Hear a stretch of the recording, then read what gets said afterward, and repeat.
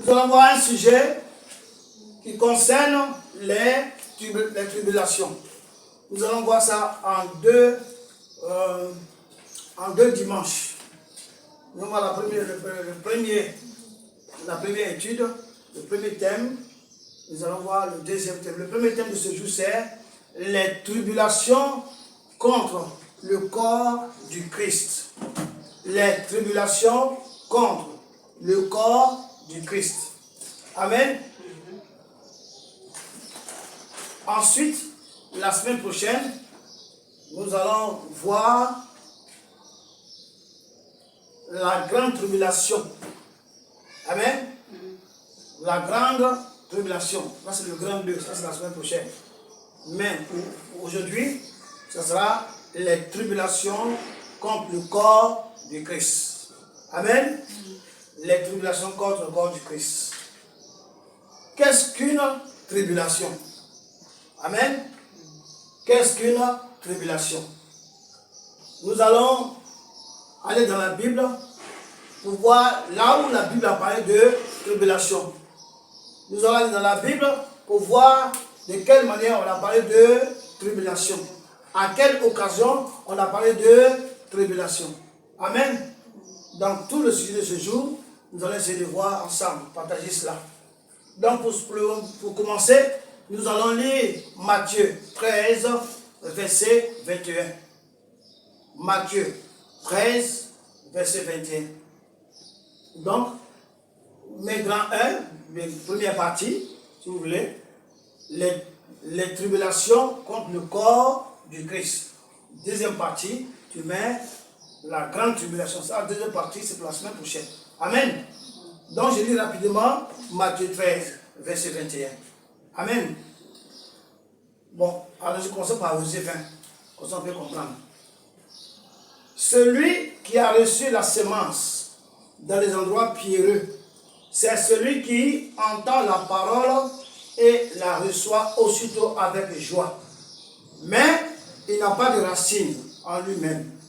Il manque de persistance. Et dès que survient une tribulation ou une persécution, à cause de la parole, il trouve une occasion de chute. Amen. Donc on nous dit ici que tout chrétien, toute personne qui vient à l'église, qui vient à l'Assemblée de Dieu, amen, reçoit une semence. La semence c'est quoi? C'est la parole de Dieu. Amen. Mais la Bible dit que on peut perdre cette semence. On peut la rendre inerte. On peut même la rendre inutile en nous. À cause de quoi?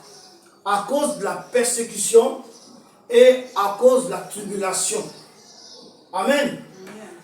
Nous allons lire encore 2 Thessaloniciens, livre 1er, chapitre 1er, verset 4.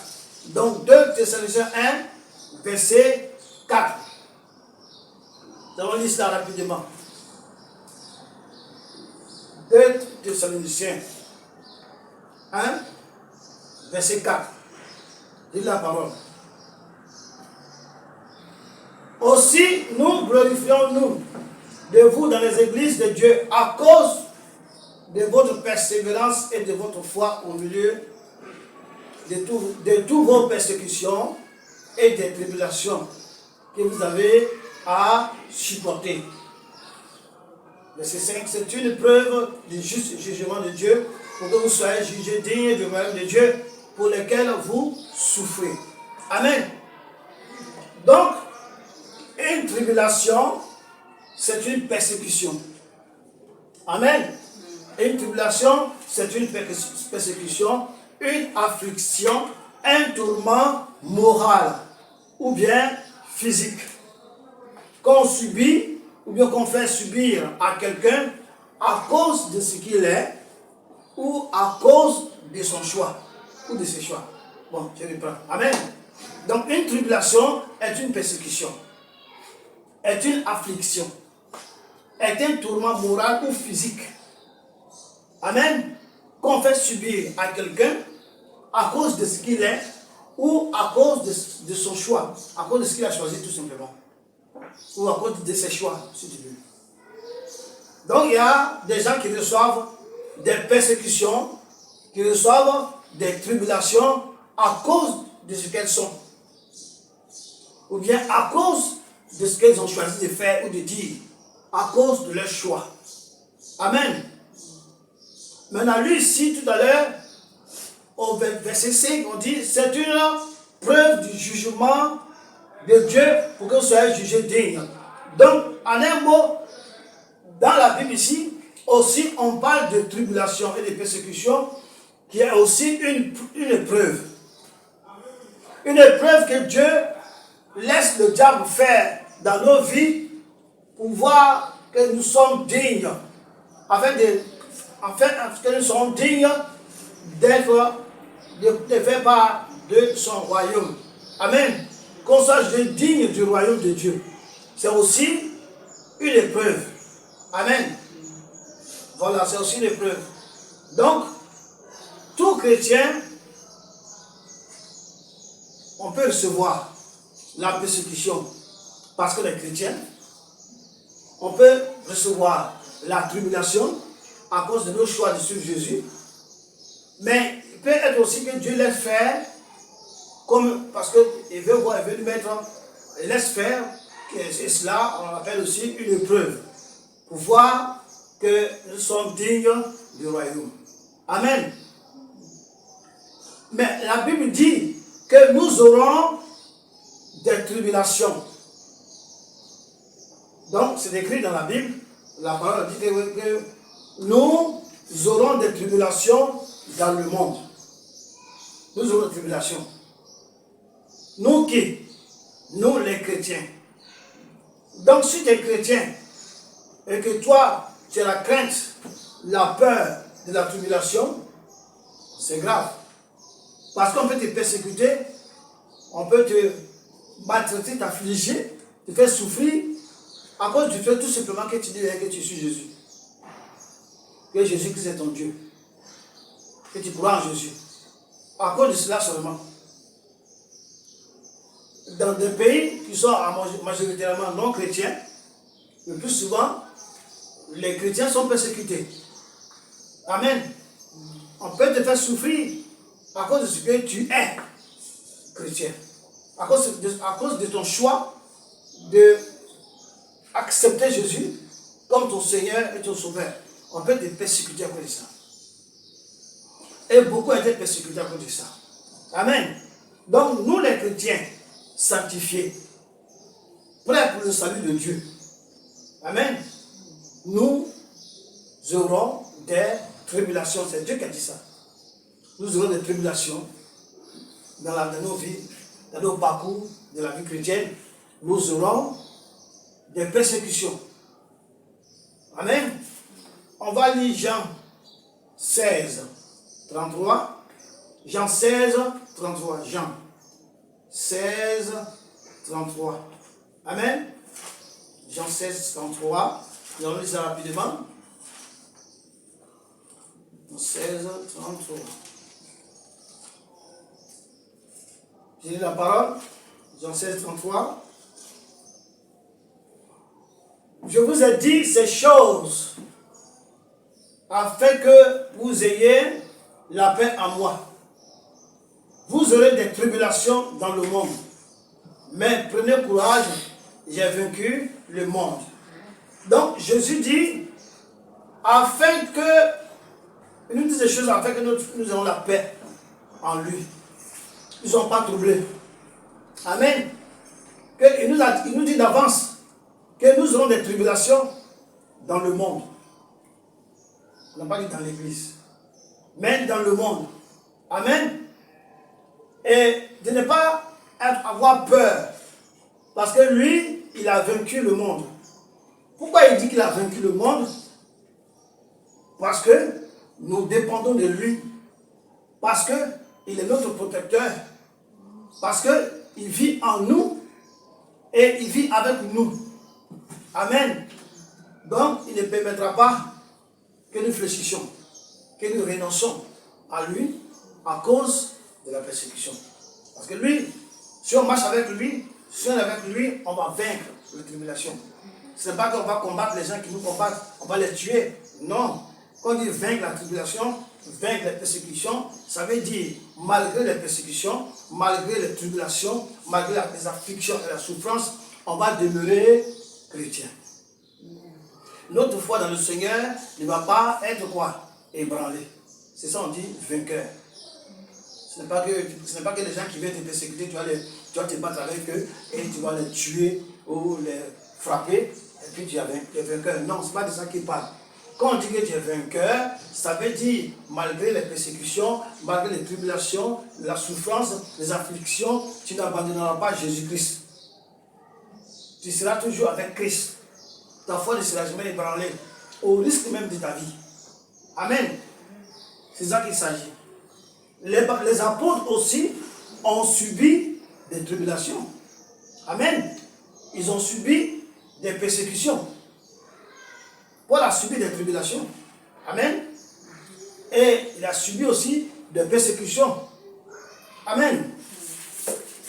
Donc nous aussi, nous qui recevons, amen, le fondement qui vient de la Bible dit dans Éphésiens 2, verset 20 et verset 22, que nous sommes édifiés sur le fondement des apôtres et des prophètes.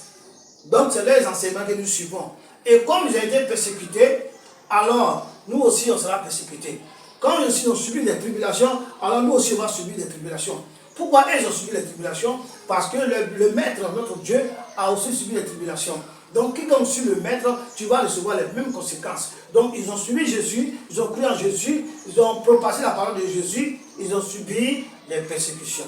Nous aussi, on les suit et au travers d'eux, on propage la parole de Dieu, on propage l'évangile de Dieu. Nous allons subir les quoi? Les persécutions. Amen. Donc, nous sommes destinés. En un mot, nous sommes destinés à la tribulation. Vous voyez, le Maître a été quoi? Haï, persécuté. Les apôtres, nos dévanciers, ont été quoi? Haï, persécutés, tués. Amen.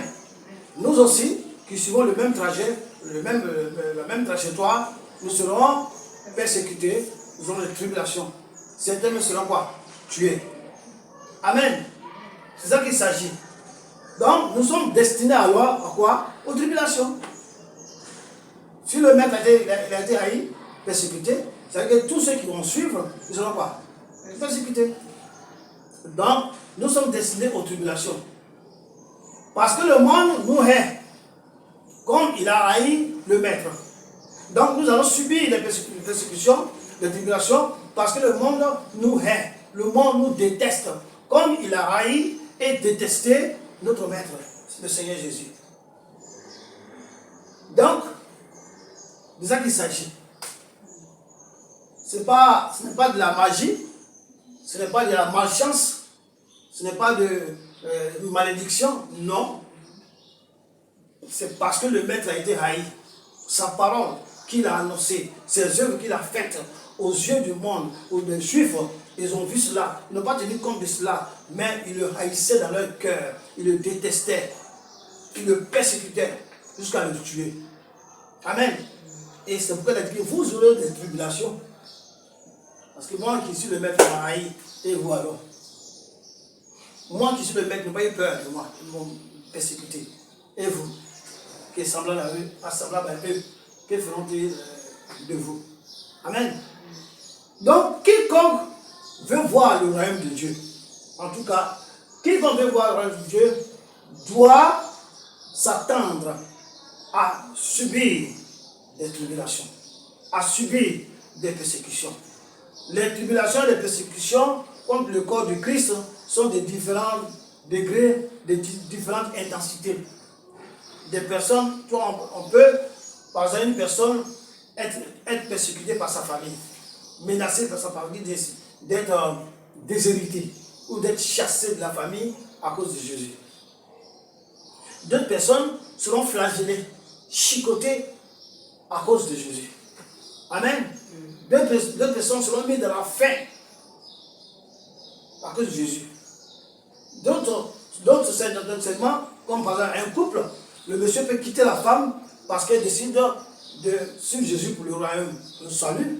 Ou le monsieur, la femme risque de quitter le monsieur à cause qu'il a choisi Jésus pour faire quoi? Pour le royaume. Donc, à différents niveaux, à différents degrés, nous subissons des persécutions, nous subissons des quoi? Tribulations. Donc, je reçois des tribulations très violentes, des persécutions très violentes. Amen. D'autres moindres. Donc, à différents niveaux que nous sommes, que nous soyons, nous recevons des persécutions. Nous recevons des tribulations. Amen. Donc, quiconque veut voir le royaume de Dieu doit s'attendre à des tribulations. On va lire 2 Timothée 3, verset 11. 2 Timothée 3, verset 11.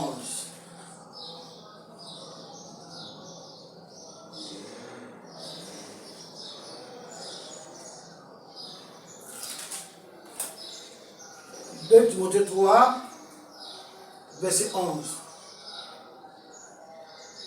Comme je disais tout à l'heure, même Paul a été quoi? Persécuté. On va lire 2 Timothée 3, verset 11. Mes persécutions, qui parle? C'est Paul. Mes persécutions, mes souffrances.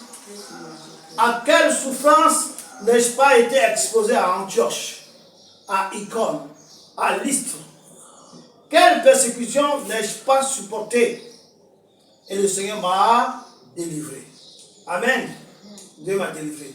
Ça ne veut pas dire que les persécutions se sont arrêtées. Hein. Quand le Seigneur m'a délivré, c'est que le Seigneur a donné la force de supporter cela. Et de l'enlever. Non seulement de ne pas fléchir, mais de l'enlever de là où on le persécutait. Amen. Donc, tous ceux qui veulent vivre selon la parole de Dieu, en tout cas, la parole, l'évangile, qui veulent suivre, qui vont marcher selon le Saint-Esprit, qui vont faire la volonté de Dieu, donc la volonté du Saint-Esprit, qui vont recevoir les enseignements du Saint-Esprit pour marcher selon la volonté parfaite de Dieu. Amen. Ceux-là, la Bible dit qu'ils seront persécutés. Tous ceux qui veulent vivre par l'Esprit seront persécutés. Tous ceux qui veulent être des chrétiens spirituels seront persécutés. Amen. Ils subiront des tribulations. Vous comprenez? Ils subiront des tribulations. Donc, si tu es à l'église, amen, et que tu vis comme tu veux, tu ne marches pas selon l'esprit, amen, tu ne fais pas la volonté de l'esprit, tu n'as pas encore rompu avec le péché, tu ne seras pas persécuté. Parce que le diable sait que tu es perdu. Tu n'es qu'un chrétien des noms. Tu chauffes les bancs dans l'église. Et quand le diable te voit, tu es toujours païen pour lui. Il ne se casse pas trop la tête pour toi. Amen. Mais, si tu es né de nouveau, rempli du Saint-Esprit, tu marches selon la volonté de Dieu, tu marches selon la volonté du Saint-Esprit, tu écoutes l'enseignement du Saint-Esprit, tu es en communion parfaite avec le Saint-Esprit, de la communication avec le Saint-Esprit, tu es un enfant qui est un avec Dieu, donc un, communion parfaite comme un avec le Saint-Esprit, alors il faut que tu t'attendes que tu vas recevoir des tribulations. Amen. On va lire 2 Timothée 3, verset 12. 2 Timothée 3, verset 12. J'ai la parole. Notez bien. 2 Timothée 3, verset 12. Or, ceux qui veulent vivre pieusement en Jésus-Christ seront persécutés. Donc, tous ceux qui veulent vivre une vie pieuse, qui veulent vivre pieusement en Jésus-Christ, on n'a pas dit en une autre personne. Hein. Tu peux être pieux en tant que musulman, tu peux être pieux en tant que bouddhiste, tu peux être pieux en tant que pratiquant de Mahikari, de pratiquant de vaudou, et tout cela. Oui, tu peux être pieux selon ce que dit la parole de ces esprits qu'ils adorent. Mais ceux qui veulent vivre pieusement en Jésus-Christ là, seront persécutés, subiront des tribulations. Amen.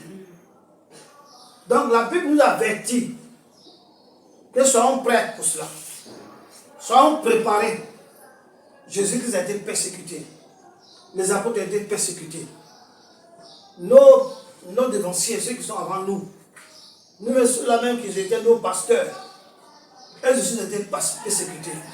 Nous, aujourd'hui, les gens ont relevé la flamme du Saint-Esprit, avec que des âmes soient gagnées. Nous aussi, nous serons persécutés.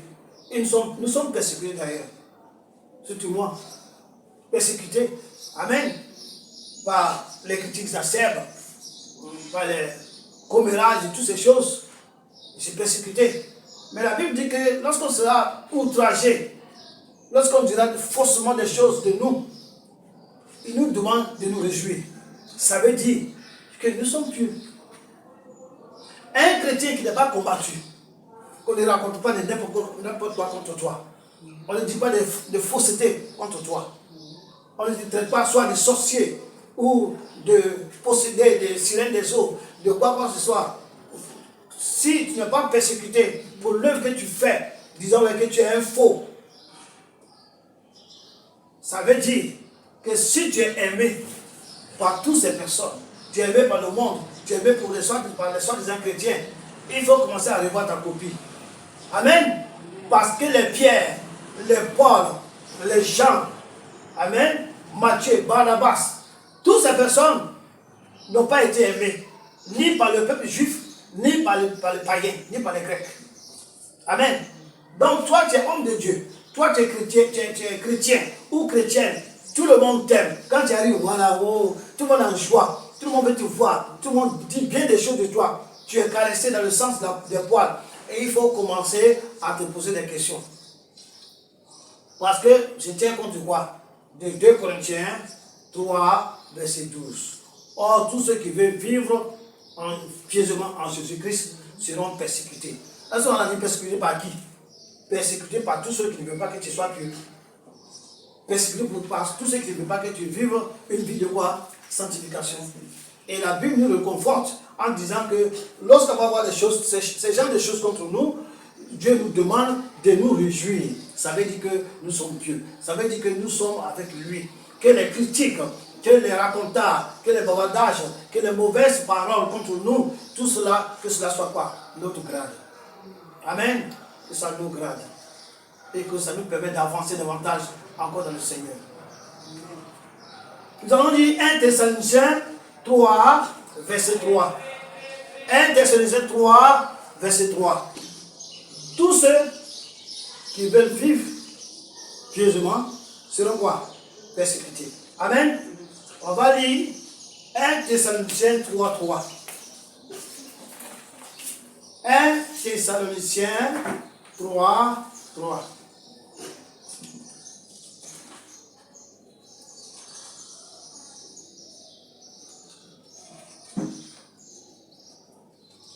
Thessaloniciens 3, 3.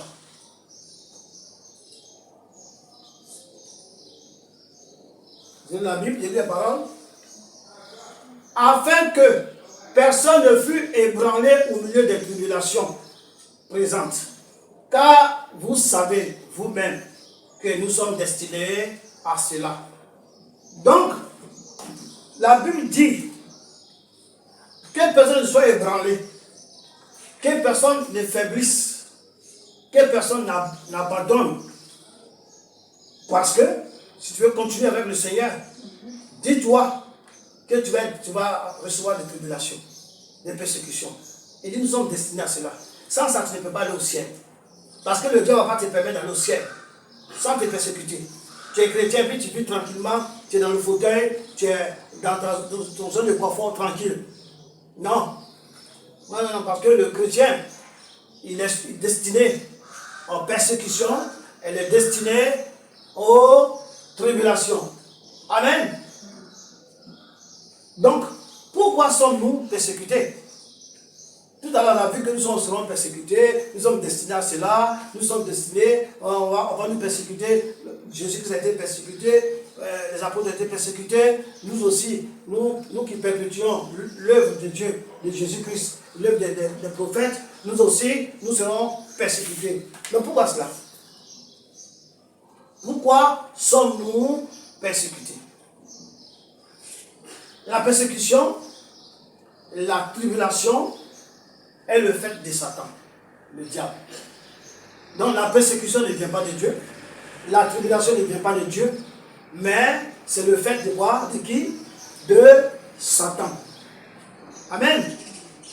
C'est le fait de Satan. Ce n'est pas de Dieu.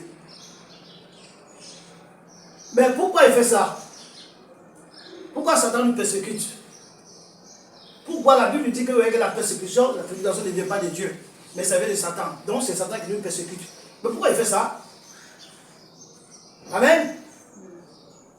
Il persécute les chrétiens à cause de la gloire de Dieu qu'ils ont, la gloire de Dieu qu'ils portent en eux. Je reprends. Il y a déjà dit que le diable me persécute parce que je suis riche. Le diable me persécute parce que je suis quelqu'un qui est reconnu. Le diable ne peut pas te persécuter parce que tu es riche. Le diable ne peut pas te persécuter parce que tu es reconnu. Non. La richesse, la persécution, le diable utilise ça pour faire tomber les gens. Le diable te persécute. Le diable te fait subir les tribulations à cause de la gloire de Dieu que tu as, la gloire de Dieu que tu portes en toi. Amen. En un mot, à cause de la lumière de Dieu, le Saint-Esprit qui est en toi, qui est la lumière de Dieu, qui éclaire ton âme spirituelle, qui éclaire ton esprit et qui est le gage de ton appartenance à Dieu. Le Saint-Esprit est le gage de ton appartenance à Jésus-Christ de Nazareth.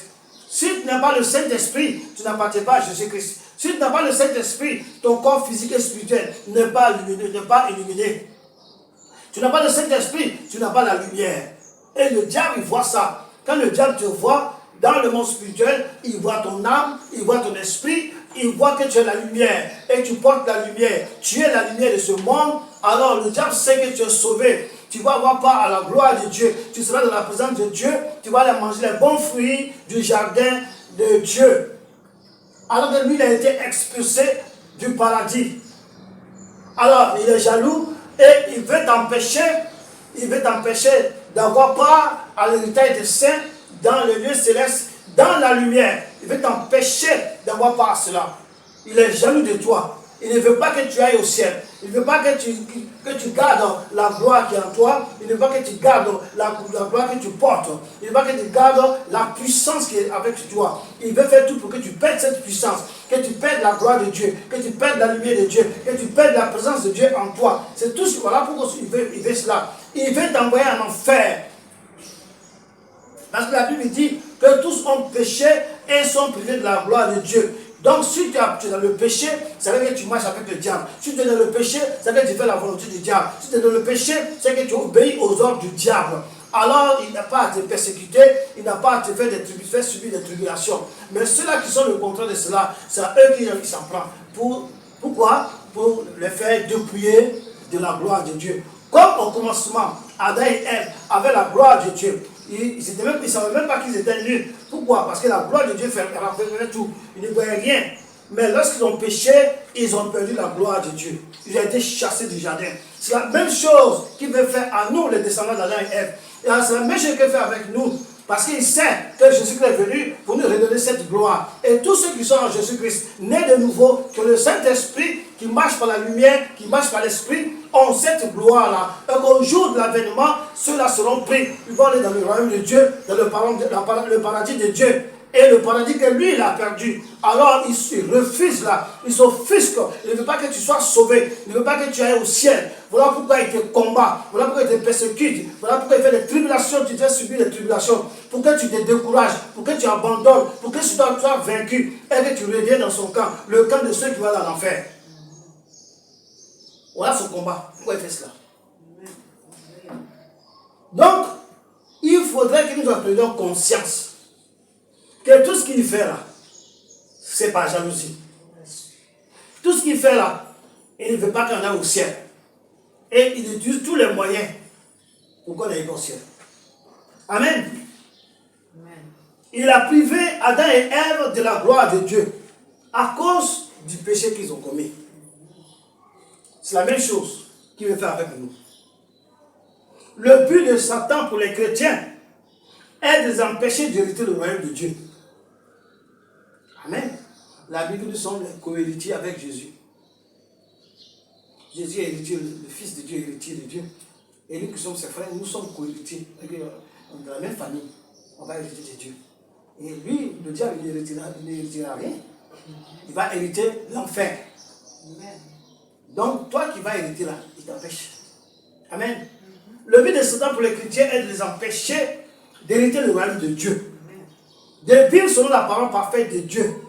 En les poussant à la désobéissance de Dieu. Par tous les moyens. Afin de l'adorer lui-même. Donc, tu adores Dieu. Il va te détourner de Dieu. Et il va te pousser à l'adorer lui.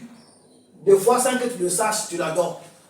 C'est vrai, il y a des gens qui l'adorent en âme et conscience. Et des gens qui l'adorent, qui ne savent pas qu'ils l'adorent. Donc, parmi les adorateurs du diable, il y a des gens qui sont ignorants, qui adorent le diable. Il y en a qui sont conscients. Donc, c'est ce qu'il fait. Donc, il peut te pousser parmi les gens qui sont dans l'adoration inconsciente. Amen. C'est tout son vouloir. Parce qu'il refuse que tu ailles au ciel. Donc, le diable, il a 3 phases par lesquelles il passe pour faire chuter les gens. Il a 3 phases d'attaque par lesquelles il passe pour faire chuter les gens. Amen. La première phase, c'est la tentation. La deuxième phase, c'est la séduction. Amen. La troisième phase, il passe par les attaques spirituelles et physiques. Amen. Donc, j'ai dit quoi, la première phase, c'est la tentation. Deuxièmement, la séduction. Troisièmement, les attaques spirituelles et physiques. Amen. Donc, on va passer par les tentations, on va expliquer pourquoi. Et il procède par la tentation pour faire chuter. Parce que quand tu es en Christ, la Bible dit que tu es assis dans le ciel avec le Seigneur. Donc, il veut te faire chuter. Il veut te faire ramener à terre. Amen. Donc, il procède par la tentation pour faire chuter. Et nous présente les choses de ce monde. Donc, s'il veut te tenter, amen, il va te présenter les choses de ce monde. Il peut te présenter de belles filles. Il peut te présenter de bels hommes, de belles hommes. Il peut te présenter de belles choses. Il peut te présenter tout ce qui est joli, tout ce qui est bon. Tu sais que quand tu auras ça en possession, ta vie va changer. Il va te présenter les choses. La tentation. On va lire 1 Jean 2, verset 15 à 16. 1 Jean 2. 1 Jean 2, verset 15 à quoi? 16. Donc, je disais quoi? Il va te présenter les belles choses en un mot de ce monde. De belles voitures, de belles femmes, de beaux hommes. Amen.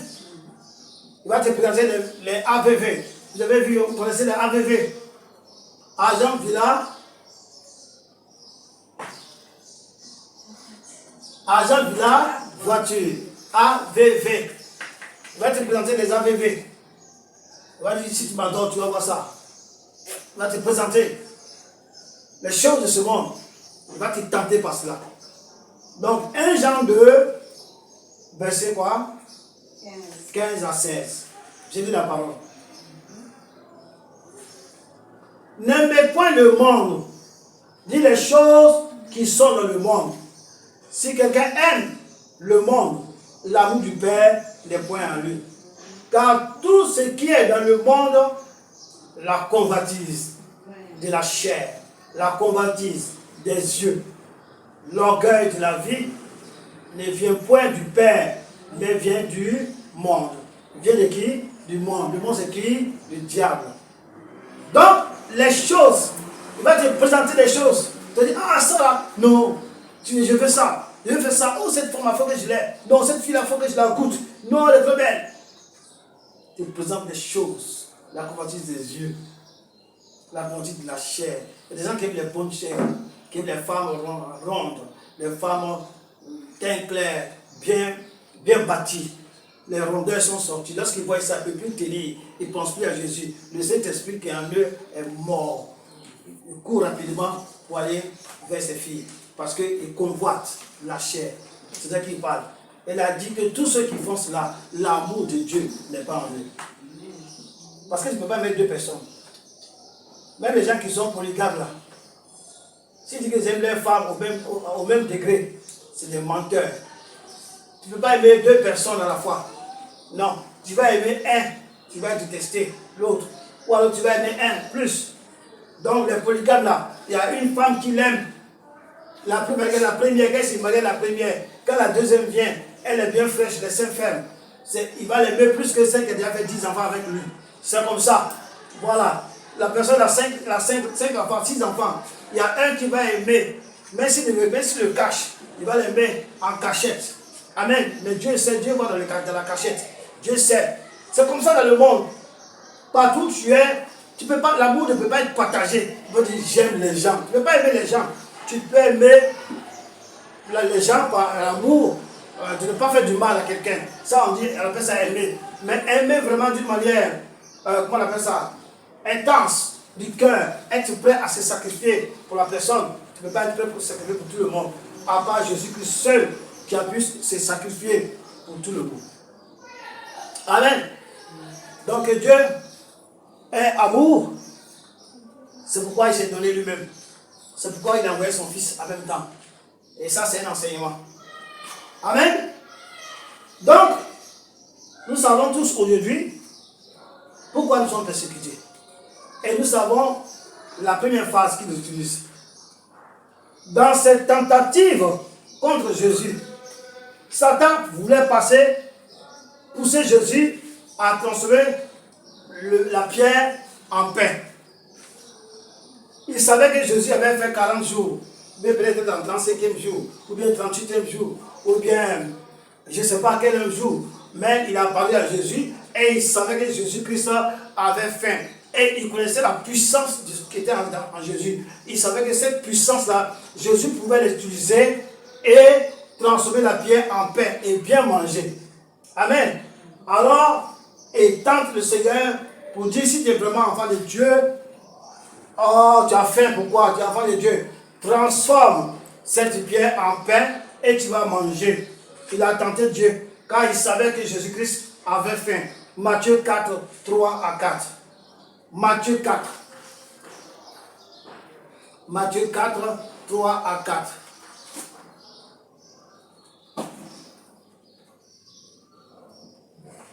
Matthieu 4, verset 3 à 4. Matthieu 4, 3 à 4. J'ai lu la parole. Le tentateur s'étant approché, lui dit, qui est le tentateur? Qui tente les gens? Satan. Donc le tentateur s'étant approché, lui dit, si tu es fils de Dieu, ordonne que ces pierres deviennent des pains. Et Jésus répondit, il est écrit, l'homme ne vivra pas de pain seulement, mais de toute parole qui sort de la bouche de Dieu. Amen. Donc, c'est de ça qu'il s'agit. Il a tenté Dieu, Jésus-Christ, il a tenté Dieu par le pain. Comme il tente beaucoup de personnes dans ce monde aujourd'hui, par le pain, c'est-à-dire par le manque de nourriture, par le manque, par la famine. Les gens, si quelqu'un a faim, il est prêt à tout pour avoir de quoi manger.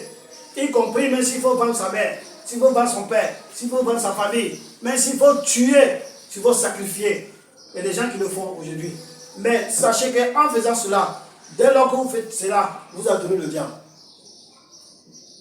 Vous allez bien rentrer dans votre faim, avoir l'argent en faisant ces choses. Mais désormais, ce ne sera plus Jésus-Christ que vous adorez, mais ce sera le diable. Si vous avez inconscient, ça c'est votre problème, c'est le diable que vous adorez. C'est pourquoi il faut faire très attention aux choses que le diable nous présente, les choses de ce monde. Nous marchons selon la volonté du Saint-Esprit. Mais nous savons que le Saint-Esprit va jamais te dire faire la magie pour transformer le pain en pierre pour manger. Le Saint-Esprit va jamais te dire ça. Donc, nous devons faire la volonté de Dieu, comme il dit dans Matthieu 7, 21 jusqu'à 23. C'est la seule qui fait la volonté de Dieu. Faire la volonté de Dieu, c'est obéir à la parole de Dieu, obéir aussi au Saint-Esprit qui est en nous. Aujourd'hui, nous sommes à l'ère du Saint-Esprit. Nous sommes dans le ministère du Saint-Esprit. Nous marchons avec le Saint-Esprit. Amen. Ce n'est pas Jésus-Christ, le corps physique qui est devant nous, qui parle avec nous, mais c'est son esprit qui est en nous, qui parle avec nous. Ça veut dire que lui, il parle avec nous avec son esprit. Amen. Donc nous sommes au temps du Saint-Esprit. Toi, tu n'écoutes pas le Saint-Esprit, ça veut dire que tu n'écoutes pas Dieu. Il faut tout faire, tout. On va avoir la communion avec le Saint-Esprit. Nous avons la communion avec Jésus-Christ par son esprit. La Bible dit dans 1 Corinthiens 1, verset 9, que nous devons chercher la communion avec du Fils. Nous sommes dans la communion du Fils. Le Fils, il est où? Il est en nous. Amen.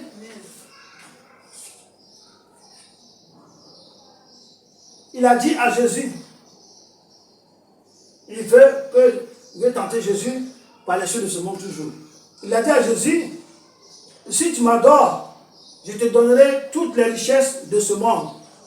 Et c'est ça qu'il fait aujourd'hui avec les francs-maçons. C'est ça qu'il fait avec les Illuminati, Rose-Croix, Ekaka, Maïkari, Vaudou. Toutes ces choses, aujourd'hui, à cause des richesses de ce monde. Aujourd'hui, nos différents gouvernements sont infestés des francs-maçons, des Illuminati, même des fois même à la tête des nations, ce sont les francs-maçons. Pourquoi cela? À cause du pouvoir, à cause de la richesse, à cause du bien-être, à cause de l'embonpoint, à cause de la renommée, à cause d'être illustre. Avec personne n'est illustre. Ce n'est que Dieu. Amen. Pour cela aussi, on va lire Matthieu 4, 8 à 10. Matthieu 4, 8 à 10. Rapidement, j'ai lu la parole. Le diable le transporta encore sur une montagne très élevée.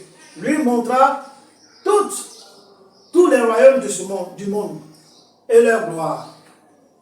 Et il lui dit, je te donnerai toutes ces choses si tu te prosternes et m'adores. Amen. Et Jésus-Christ a accepté de refuser. Jésus-Christ a refusé. Jésus lui dit, retire de moi Satan. Car il est écrit, tu adoreras le Seigneur ton Dieu et tu le serviras lui seul. Donc nous chrétiens, un jour le diable peut avoir, par le touchement d'une personne, par l'intermédiaire d'une autre personne, il peut avoir quelqu'un vers toi pour te dire, voici comment tu peux devenir riche. Voici comment tu peux avoir les choses de ce monde.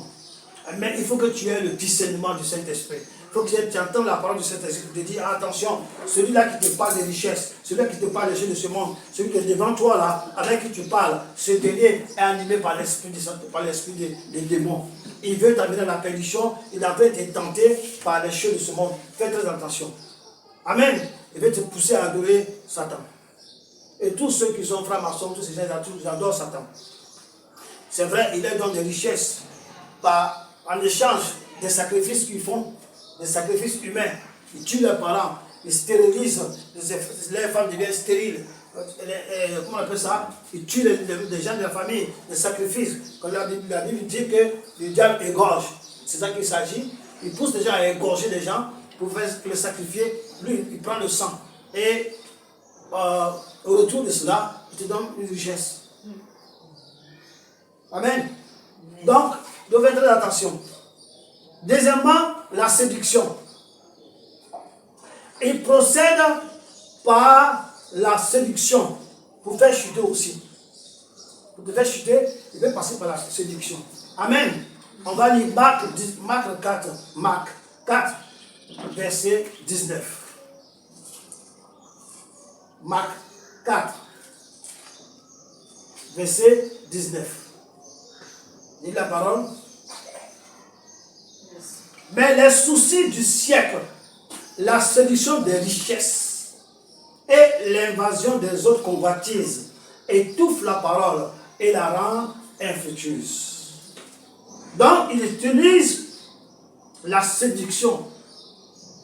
Il va se séduire par les richesses de ce monde. Amen. Il va te séduire par d'autres convoitises. Et lorsque tu seras séduit, la parole qui est en toi sera étouffée. Amen. Par la séduction. Sera étouffée et sera infructueuse. C'est-à-dire que la parole qui est en toi sera inepte, sera inopérant, sera quoi? Latente. La parole sera inutile en toi. Parce que tu as accepté les soucis, tu as accepté la séduction du diable, tu as accepté les richesses de ce monde. Alors la parole devient étouffée. On va lire 1 Timothée 2, verset 14. 1 Timothée 2, verset 14.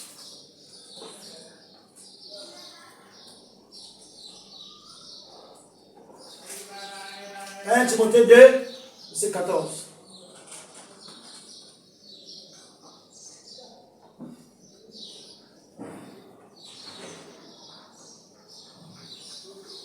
Amen.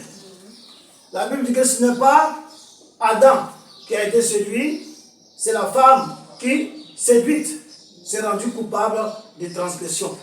Amen. Donc le diable, c'est un peu difficile de séduire l'homme. Il n'est pas dit qu'il n'arrive pas à séduire l'homme, hein, mais c'est un peu difficile. C'est pourquoi, dans le foyer, le diable s'attaque d'abord à la femme. Parce qu'ici, il sait que la femme, elle peut être séduite un peu trop facilement par rapport à l'homme. Amen. Donc, la Bible dit que ce n'est pas Adam qui a été séduit, c'est la femme qui a été séduite. Amen. Et c'est elle qui s'est rendue quoi? Coupable de transgression. Donc sa séduction a fait que la transgression a été manifeste.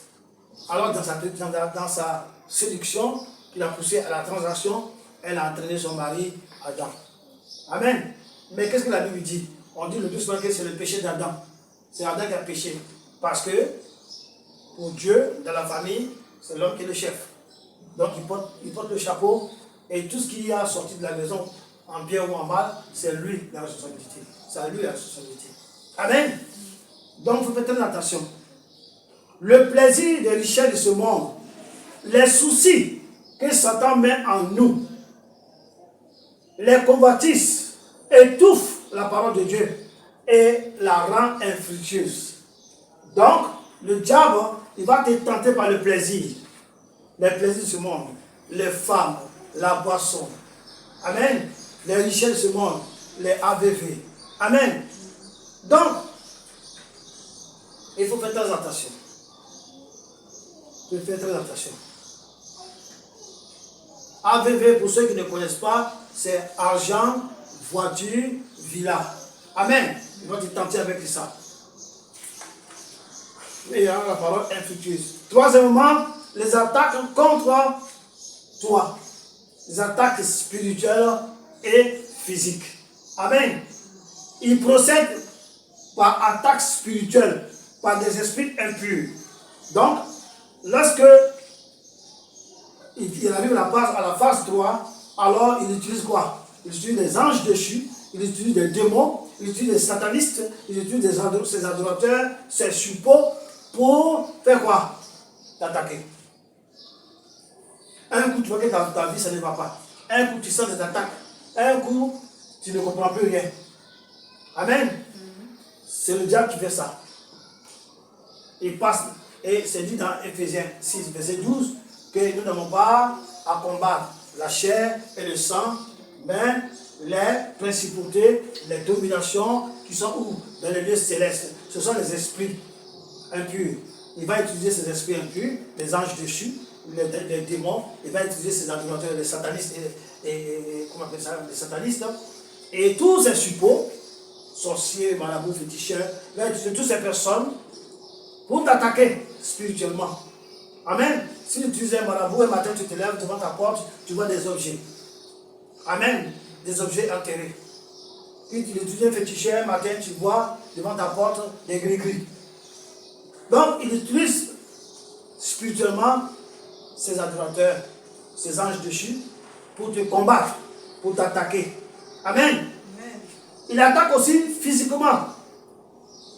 C'est-à-dire qu'il envoie vers le chrétien des personnes humaines, mais possédées. Donc, il t'envoie vers toi des personnes humaines possédées par des esprits impurs pour te violenter. Amen. Amen. Pour te violenter. Pour rien comme ça, tu es devant ta porte, quelqu'un peut passer, il t'insulte. Il peut te lancer des cailloux. Pas pour rien, une personne t'agresse. Lui-même, c'est même pas pourquoi il t'agresse, mais il t'agresse. Et ça, on a été victime de ça plusieurs fois. Amen. En pleine rue, on nous a attaqués. Dans le bus, on nous a attaqués. On peut même t'attaquer dans le métro. On peut t'attaquer n'importe où. Même dans ta voiture, tu es dans ta voiture, la personne peut venir t'agresser. Le diable procède ainsi pour tous ceux qui combattent. Donc, il peut t'attaquer physiquement. Il peut envoyer vers toi, le chrétien, des personnes humaines possédées par des esprits impurs pour te faire quoi? Te violenter. Pour te provoquer. Amen. Pour te provoquer. Afin que toi, le chrétien, tu sois emparé par la violence et répondre par la violence. Tu comprends? Donc, il envoie des personnes physiques, mais possédées par les esprits impurs, et qui sont guidés par ces esprits impurs, pour venir t'agresser violemment, pour te provoquer, afin que, étant provoqué, tu tombes aussi dans les réponses. Tu réponds par la violence. Amen. Par la violence. Pourquoi? Pour que le chrétien, une fois tombé par la violence, soit à sa portée. Donc une fois que tu tombes par la violence, tu réponds à la violence par la violence, tu deviens violent comme lui. Parce que le diable, il est violent. Notre Dieu n'est pas violent, mais le diable, il est violent. Et si tu réponds par la violence, en même temps, tu fais quoi? En même temps, tu commences par agir comme le diable. Donc ça veut dire que tu deviens fils du diable, tu deviens adorateur. Parce que tous ceux qui adorent le diable, tout ce qu'ils les enseignent comment il faut tuer, les enseignent comment il faut voler, les enseignent comment il faut détruire, les enseignent comment il faut voler, il faut tuer, il faut égorger. C'est ça qu'ils les entraînent. Ils les entraînent comment il faut violenter les gens. Lorsque tu réponds par la violence, tu deviens violent. Or, nous les chrétiens, nous sommes les non violents. Et lorsque tu es violent, tu prends le caractère des agissements du diable. Alors tu chutes. Et lorsque tu chutes, tu es à sa portée. Et il peut faire tout ce qu'il veut de toi. Et tu tombes dans le péché. C'est pourquoi vous les mariés, comme nous, faites très attention. Le diable, lorsque vous lui résistez, lorsque vous le combattez, lorsque vous n'arrivez pas à vous prendre, il peut vous provoquer par la violence, soit en passant par votre femme, en passant par vos enfants, en passant par les voisins, en passant par les parents, en passant par tous ceux qui vous environnent. Il peut les utiliser pour vous combattre par la violence, afin que vous répondiez par la violence et que vous soyez tombés. Et étant tombé, vous soyez à sa portée. Et étant à sa portée, il pourra vous faire quoi? Détruire. Amen. Faisons très attention. On va lire Acte 21, verset 35. Acte 21, verset 35. Amen. J'ai lu la parole de Dieu. Lorsque Paul fut sur les degrés, il dut être porté par les soldats à cause de la violence de la foule. Verset 36. Car la multitude du peuple suivait en criant: fais-le mourir, tue-le. Amen. Paul on a fait ça à Paul. Il a subi la violence, non d'une personne, mais des peuples. Des personnes qui étaient contre l'évangile qu'il prêchait. Lorsqu'il arrivait dans des villes, il était persécuté, il subissait des tribulations. Et on nous dit ici, au verset 36, ici, que la multitude du peuple, tout le peuple suivait et il criait: fais-le mourir, tue-le. Donc, Paul il a beaucoup été quoi? Persécuté. De même, nous ne savons pas ce que nous attend demain. Nous devons faire très attention, mais ne pas répondre par la violence. Voilà.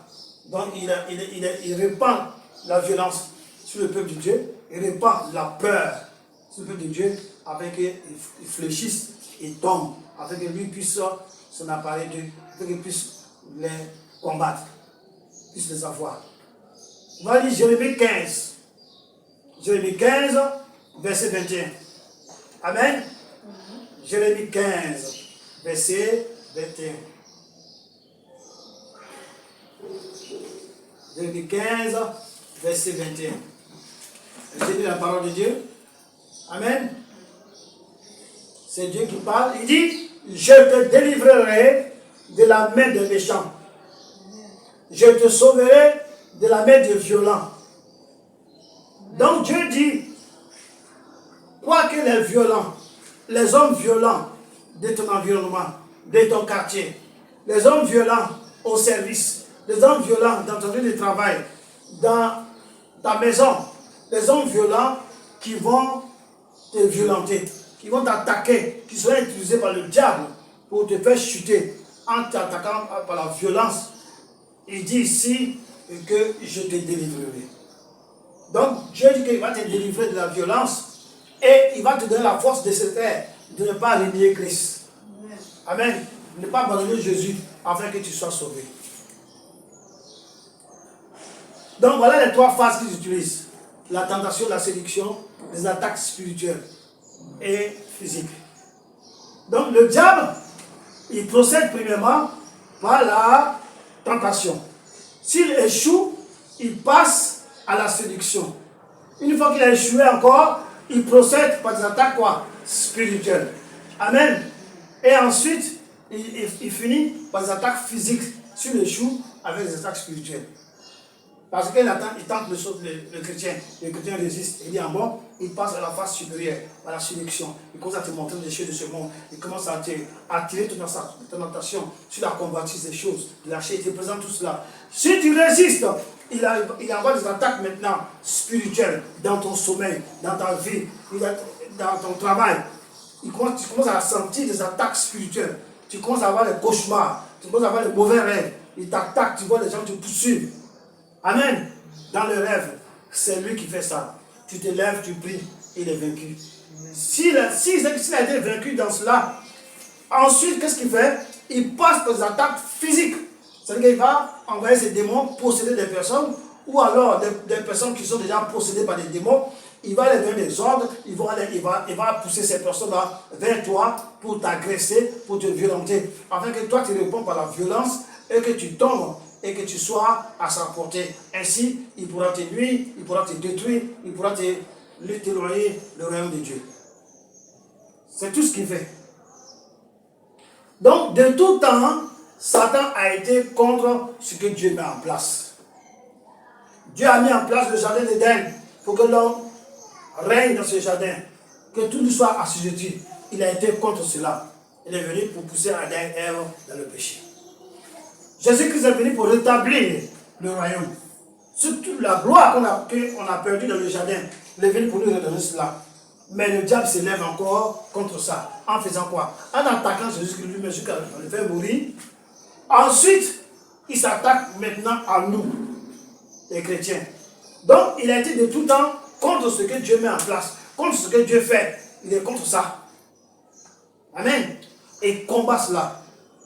Donc, c'est pourquoi il combat aussi le royaume futur, les habitants du royaume futur. Nous qui allons habiter dans le royaume futur, dans la nouvelle Jérusalem, et nous combat pour nous empêcher d'aller là-bas. Combat ce que Dieu met en place. Amen. Donc, son objectif est de nous empêcher d'aller là-bas. Dès le départ, le diable a toujours contesté le règne de Dieu. Au ciel là-bas, il a contesté qui? Quoi? La royauté de Dieu. Le diable, il est fou. Comment la créature conteste le Créateur? Donc, lui qui est créature, lui qui a été créé, il s'est levé dans le ciel là-bas, contester la royauté de Dieu. Et corrompre un certain nombre d'anges pour aller combattre et pour prendre la place de Dieu. La Bible dit quoi? Il a été quoi? Vaincu. Il n'a pas été vainqueur, il a été vaincu par qui? Michael et les autres anges. C'est la même chose. Il nous combat. Mais si nous demeurons vraiment dans la parole de Dieu, si nous avons la crainte de Dieu, que nous subissons des persécutions et des tribulations avec crainte de Dieu, bien sûr la douleur y sera. Mais si nous supportons cette douleur et que nous sommes vainqueurs, la Bible dit que lui-même, il est vaincu. Il ne pourra pas nous empêcher de rentrer dans le quoi? Dans le royaume. Son objectif est de détruire. Amen. De tuer, de voler, comme vous connaissez. Il est contre les œuvres de Dieu. Et celui qui domine dans ce monde. Ah oui, le diable domine dans ce monde. Il est le prince de ce monde. Le prince des airs. Amen. On va lire Éphésiens rapidement. Éphésiens 2. Éphésiens 2.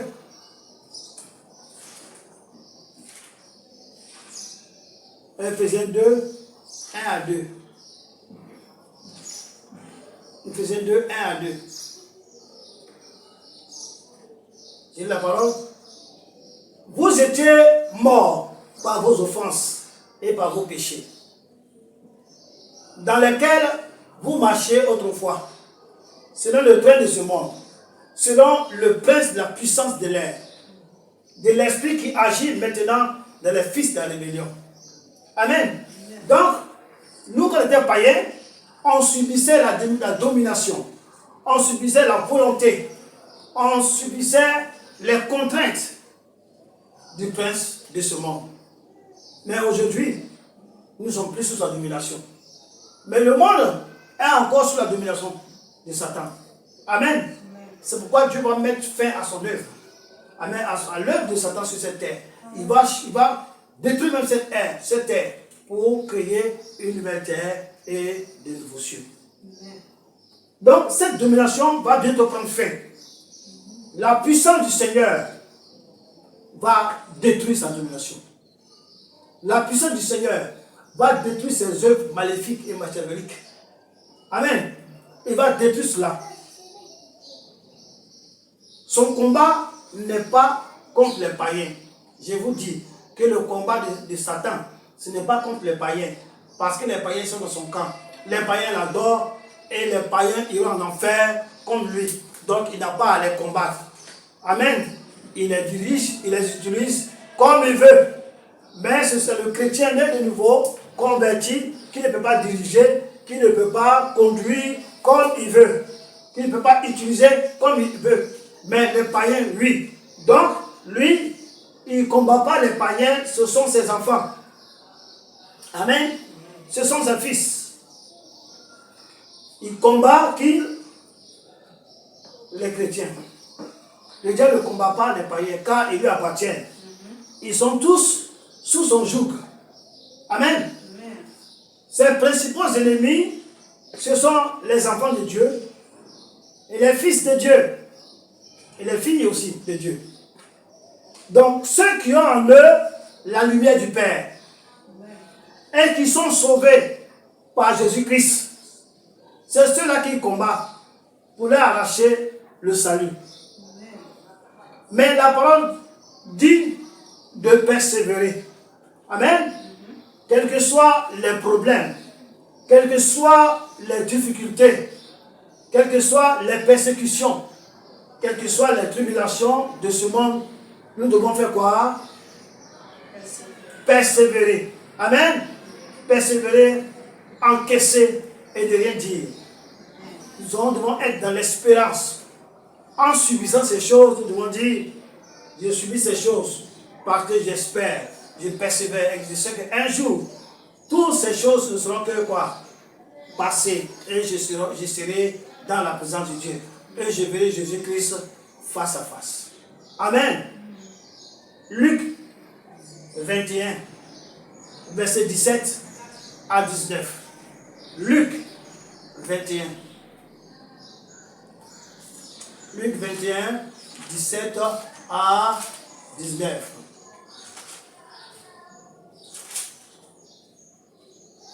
Luc 21, 17 à 19. Je lis la parole de Dieu. Vous serez haïs de tous à cause de mon nom, mais il ne se perdra pas un cheveu de votre tête. Par votre persévérance, vous sauverez vos âmes.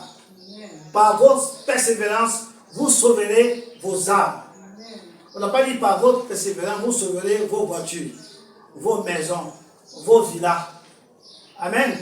Vos biens et vos possessions. Non. Par votre persévérance, vous sauverez vos âmes. C'est-à-dire que lorsque vous avez subi les tribulations, les persécutions, et que vous allez persévérer quand même dans la parole de Dieu, Dieu dit que votre âme n'ira pas en enfer, mais sera où? Avec le Seigneur, au paradis. Que vos âmes ne seront pas là où sera le Satan et ses suppôts, et ses démons, et tous ceux qui l'adorent aujourd'hui. Mais vous qui avez persévéré dans la douleur, vous serez avec le Seigneur. Amen. C'est ça qu'il s'agit. Donc, comment on appelle ça? Les choses de ce monde, nous devons faire très attention. Il y a la chute derrière. Nous devons être sobres. Amen. Nous ne devons pas exagérer en toutes choses. Amen. Nous ne devons pas... Parce que la Bible dit que tout excès nuit. La Bible dit excès de nourriture, c'est un péché. Excès de boisson, c'est un péché. Excès de plaisir, c'est un péché. Tout ce qui est un excès, c'est péché. Même les médicaments qu'on prend pour qu'on soit guéri là. Quand tu prends ça en excès, au lieu que tu sois guéri, la maladie va s'empirer. Ça risque de te tuer. Donc l'excès n'est pas bon. Donc le diable, il pousse les gens à l'excès. Amen. Il te pousse à l'ivrognerie, à la sexualité. Il te pousse à l'adultère. Il te pousse à l'impudicité, à la séduction, à aimer la chair, à aimer les choses de ce monde. Tout cela, pour que tu tombes. Amen. Nous faisons très attention. Prenons notre mal en patience et résistons jusqu'à l'avènement, c'est-à-dire le retour du Seigneur. Amen. On va lire Jacques 5, verset 7 et verset 11. Amen. Jacques 5, verset 7 et verset 11.